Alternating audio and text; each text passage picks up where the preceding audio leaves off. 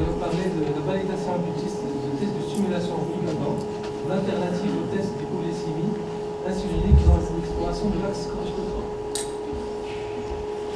Tout d'abord, je remercie le comité d'organisation d'avoir sélectionné notre travail qui avait pour but de valider le test de stimulation en glucagon en alternative au test d'hypoglycémie insulinique dans l'exploration de l'axe corticotrope.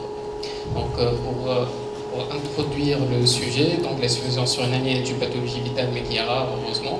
Donc, le dysfonctionnement peut toucher un ou plusieurs niveaux de l'axe thalamo-hypophysaire. S'il est primaire, on parle d'une atteinte des glandes surrénaliennes. S'il est secondaire, c'est l'atteinte de l'axe corticotrope. Ce qui est intéressant, c'est que le diagnostic de l'insuffisance corticotrope centrale est souvent difficile, puisque les signes sont plus spécifiques, avec un risque de décompensation inaugurale important et des insuffisances des dosages statiques de cortisol et DCTH. Donc, pour les problèmes de l'exploration hormonale, nous disposons de plusieurs tests dynamiques à notre disposition. Donc, le premier, c'est le test d'hypoglycémie insulinique, qui utilise l'insuline ordinaire à une dose de 0,1 unité kilo. Donc, ce qui pose problème avec ce test, c'est qu'il présente des effets indésirables assez importants, avec des contre-indications assez nombreuses. Ensuite, nous avons le test au synactène immédiat, que ce soit sous la dose de 250 microgrammes ou 1 microgramme, mais malheureusement qui est indisponible en Tunisie et avec des valeurs seuils qui sont souvent discutées. Ensuite, il y a le test à la métopyrone qui est indisponible en Tunisie.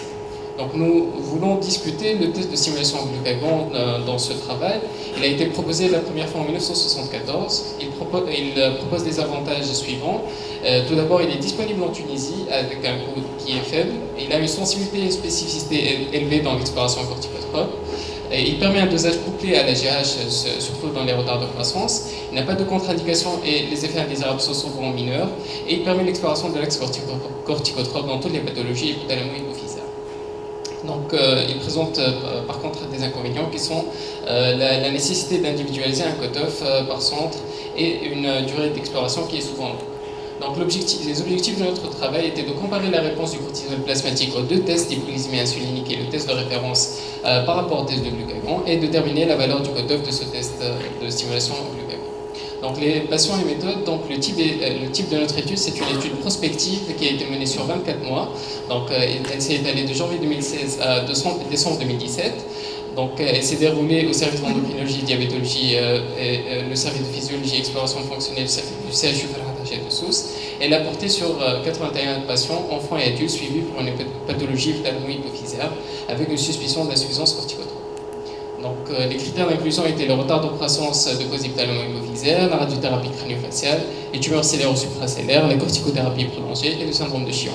Les critères de non-inclusion étaient les insuffisances surrénales périphériques, les maladies générales responsables de retard de croissance, les contre-indications à l'hypoglycémie insulinique, et les critères d'exclusion étaient tous les patients qui n'avaient pas réussi à obtenir l'hypoglycémie lors du test d'hypoglycémie insulinique.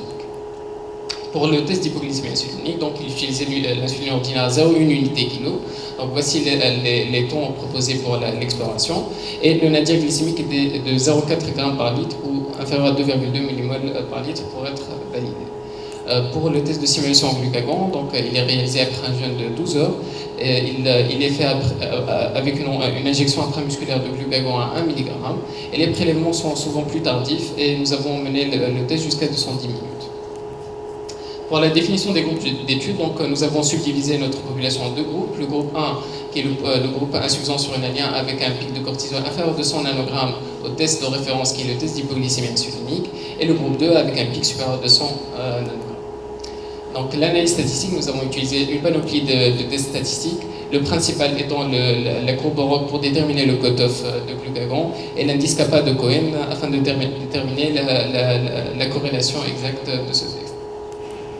Les résultats de notre étude, donc les caractéristiques de la population, elle a porté sur 81 patients. Donc la principale étiologie était les tumeurs hypophysaires. Nous avons aussi retrouvé 25% de retard de croissance, 16% de radiothérapie crânio-faciale, corticothérapie et syndrome du Chion étaient les pathologies les moins fréquentes. Pour l'analyse corticotrope sous test d'hypoglycémie insulinique, ici nous avons les deux courbes, donc le groupe 1 qui est en haut et le groupe 2 qui est en bas. Plutôt c'est le contraire. Le groupe 1 c'est le groupe d'insuffisance surrénalien. Ça présente deux courbes assez évidentes, puisque le groupe 1 qui est le groupe insuffisance surrénalien avec un pic qui est largement inférieur au pic du groupe 2 qui est le groupe normal, avec une significativité importante. Et lors du test d'hypoglycémie insulinique, le pic était observé au T60 avec un pic à 215 nanogrammes par millilitre dans le groupe 2 et 102 nanogrammes par millilitre dans le groupe 1. Pour l'analyse corticotrope au test de simulation en glucagon, pareil, nous avons subdivisé les deux groupes selon le cutoff de l'hypoglycémie insulinique. Le groupe 1 avait un pic assez inférieur par rapport au groupe 2 et le pic était observé beaucoup plus tardif que le test d'hypoglycémie insulinique, soit à 180 minutes, et il était significativement plus tardif. Pour la détermination du cutoff, donc nous avons utilisé une courbe ROC qui a comparé les cortisolémies lors du test d'hypoglycémie insulinique au test de stimulation en glucagon. Et donc nous avons obtenu un cutoff de 167 nanogrammes par millilitre au test de stimulation en glucagon, qui correspondait à une sensibilité à 88% et une spécificité à 79%. Pour la corrélation, donc le calcul de la concordance statistique par indice de kappa de Cohen avait montré un indice de 73,3% qui était hautement significatif et confirmait cette concordance.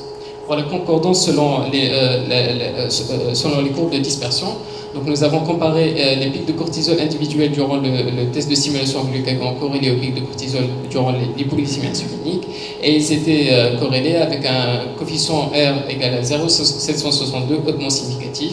Pareil pour les pics de cortisol au T180 du glucagon par rapport au T60 du test d'hypoglycémie insulinique, il était aussi significatif avec un indice R, coefficient R égal à 0,68. Donc pour discuter de nos résultats, nous avons comparé nos résultats par rapport aux différents travaux qui ont proposé la même étude statistique que la nôtre. Donc ici, ce qui est important à constater, c'est que la population était dans la moyenne des différentes études proposées. Le cutoff, il était toujours inférieur au cutoff proposé du cortisol lors de l'hypoglycémie insulinique et aussi du synactène. Donc notre étude, nous avons retrouvé 167 nanogrammes qui correspondait au cutoff de Botner, c'est une étude en 2005, avec une sensibilité et une spécificité presque comparables. Donc les autres cutoffs étaient beaucoup plus inférieurs pour la plupart, ici avec une concordance presque pareille. Donc notre concordance était 86,4%. Pour l'application pratique du test de simulation en glucagon en Tunisie, donc nous avons indiqué les indications suivantes, qui sont la réponse limite du cortisol au test du synactène à 1 microgramme, à un intervalle de 180 à 230 nanogrammes par millilitre. Aussi, lors de la chirurgie hypothalamo-hypophysaire récente jusqu'à 6 mois en post-opératoire, ou radiothérapie cervico-faciale jusqu'à 12 mois en post-irradiation, toute contre-indication de l'hypoglycémie insulinique qui indiquait le test de simulation en glucagon, mais aussi l'indication d'une exploration somatotrope concomitante, le test couplé cortisol-GH. Donc la méthodologie proposée, c'était un jeûne de 12 heures, l'injection d'une ampoule de glucagon en IM, les dosages du cortisol. Nous avons proposé les temps 0, 1 heure, 2 heures, 150 minutes et 180 minutes. Le temps de 110 minutes dans la littérature était annulé puisqu'il n'apportait pas de validité statistique. La surveillance des effets indésirables était intéressante. Les principaux effets indésirables observés étaient les vomissements incoercibles et l'administration d'une ampoule de métoclopramine n'influençait pas la cortisolémie lors des dosages. Donc pour notre centre CHU Farhat Haché, nous proposons le pic 167 nanogrammes par millilitre, inférieur duquel l'insuffisance corticotrope est posée et l'indication d'un traitement cortisonique est justifiée. Donc pour conclure, le test au glucagon, comme nous l'avons montré dans notre étude prospective, est une méthode validée pour l'exploration de l'axe corticotrope. Il présente des avantages assez intéressants par rapport au test d'hypoglycémie insulinique, mais aussi par rapport au synactène, qui sont les faibles effets indésirables, la disponibilité en Tunisie, la possibilité du dosage couplé avec la GH et l'évaluation des atteintes hypothalamo-hypophysaires précoces sans variabilité de réponse. Dans notre étude, nous avons permis de confirmer la bonne corrélation du cortisol au test au glucagon versus le test d'hypoglycémie insulinique, malgré une moindre sensibilité par rapport au test d'hypoglycémie insulinique. Et le cutoff que nous proposons est de 167 nanogrammes par millilitre, avec une sensibilité à 88% et une spécificité à 79%. Je vous remercie.